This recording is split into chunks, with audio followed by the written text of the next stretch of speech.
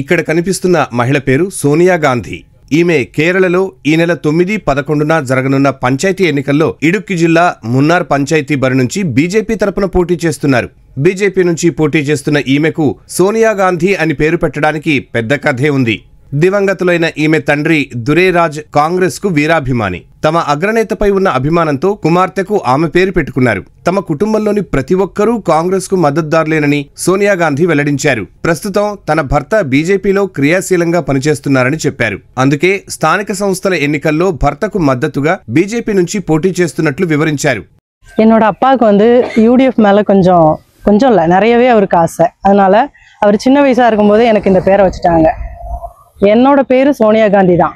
எங்கள் அப்பா வச்ச பேர். எங்கள் குடும்பத்தில் எல்லாருமே காங்கிரஸ் ஃபுல்லாக ஆளுங்க தான்.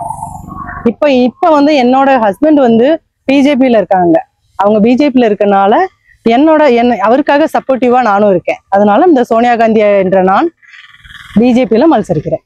స్థానిక సంస్థల ఎన్నికల్లో గెలుపు కోసం తన భర్తతో పాటు సోనియా గాంధీ ఇంటింటికి తిరిగి ప్రచారం చేస్తున్నారు. తన పేరు సోనియా గాంధీ అని అందరికీ పరిచయం చేసుకుంటూ ఓట్లు అభ్యర్థిస్తున్నారు. ప్రస్తుతం ఈమె పేరు మున్నార్లో కాంగ్రెస్ మద్దతుతో బరిలో ఉన్న మంజులా రమేష్ కు తలనొప్పి వ్యవహారంగా మారింది.